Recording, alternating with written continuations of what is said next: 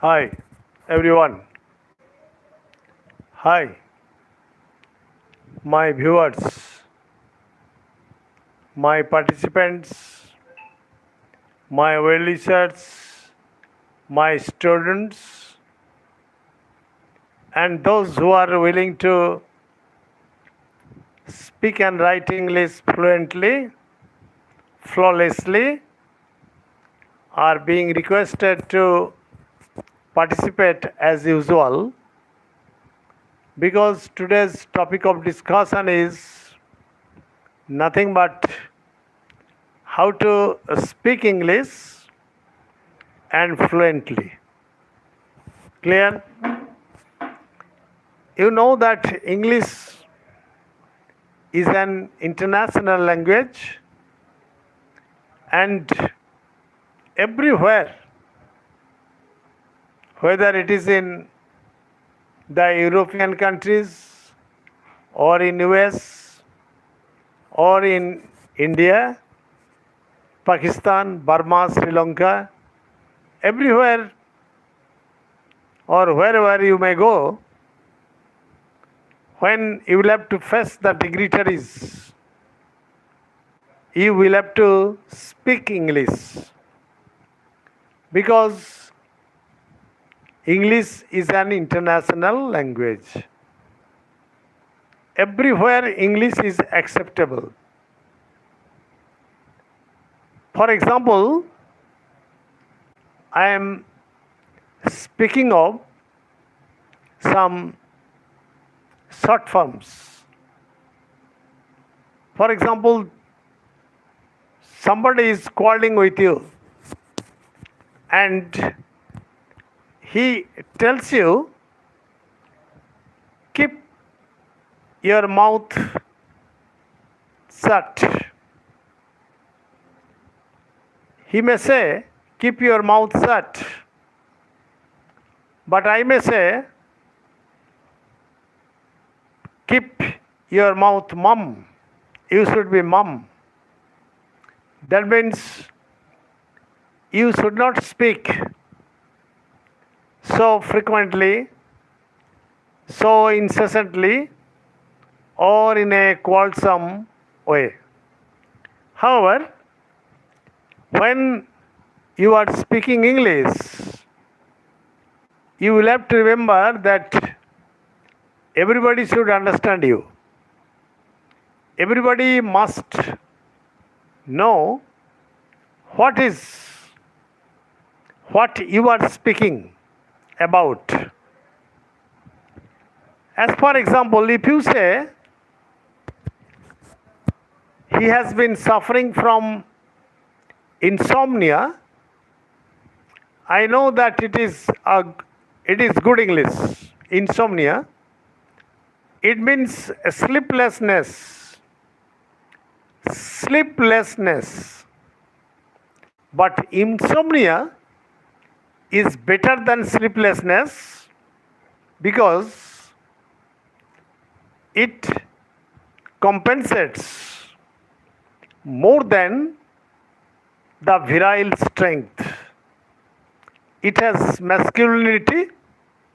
You may use he has been suffering from sleeplessness, and at the same time you may use he has been suffering from insomnia. But what is better? Insomnia has a feminine grace. Has a feminine grace, but sleeplessness is masculine.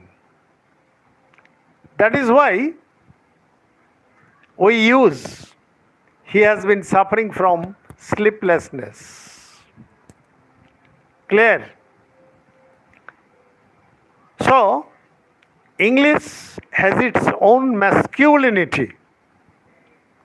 And when you are speaking to somebody in English, you will have to maintain it with regard to pronunciation, with regard to accentuation, with regard to intonation too. For example, give me a glass of water. When you say give me a glass of water, it may be request, it may be order,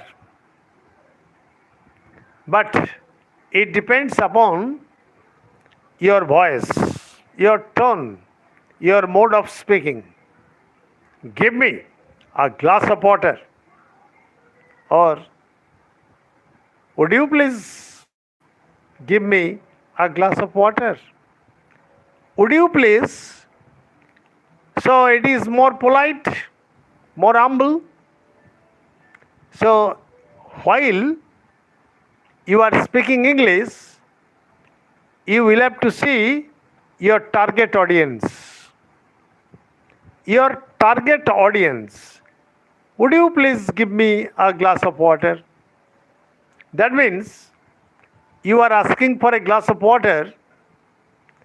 It is your necessity, but you are expressing your politeness.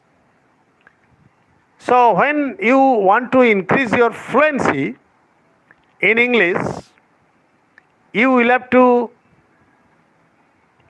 target your audience, whom you are speaking to and why you are speaking to. For example, you are addressing an audience before you, and how will you start? You may start. Suppose it is a very difficult topic about which you have no idea, about which you have no conception, then what will you do? Just begin like this. It's a very beautiful ambience. I feel myself fortunate to have an opportunity to deliver a speech in front of so many educated persons. And if you wish, you may replace the word ambience with environment, atmosphere, etc. So, you must have some vocabularies in your pocket. When you do not find an appropriate word while delivering a lecture, because you are, suppose, acquainted with a small amount of vocabularies, then what will you do? You will just use whatever you find. Don't fumble, don't stumble, don't hesitate, and don't be fear or scared when you are speaking English. Grammar. What about grammar? Grammar will follow you. You should not follow grammar. For example, the meeting over, members dispersed. Meeting over, members dispersed. That means if you expand the sentence, you will have to say, while the meeting was over, the members were dispersed. Then why will you utter a long drawn sentence? Because brevity is the style. Brevity is the style. English language has its masculinity, its brevity, its correct grammar, that is tenses. And you know that I feel, we feel,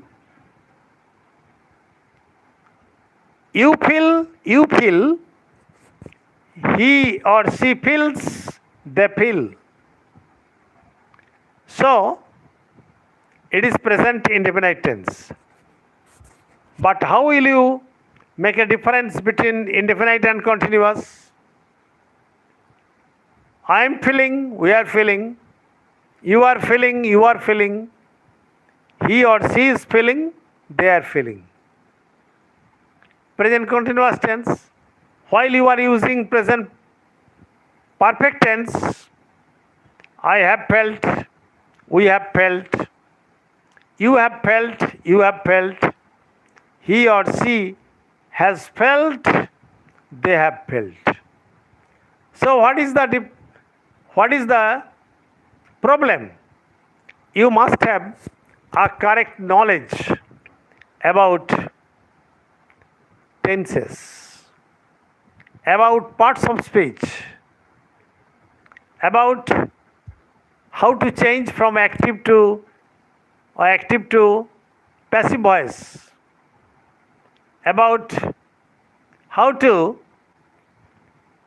change from direct to indirect speech, etc. Otherwise, you cannot speak or write English fluently and elegantly. Clear?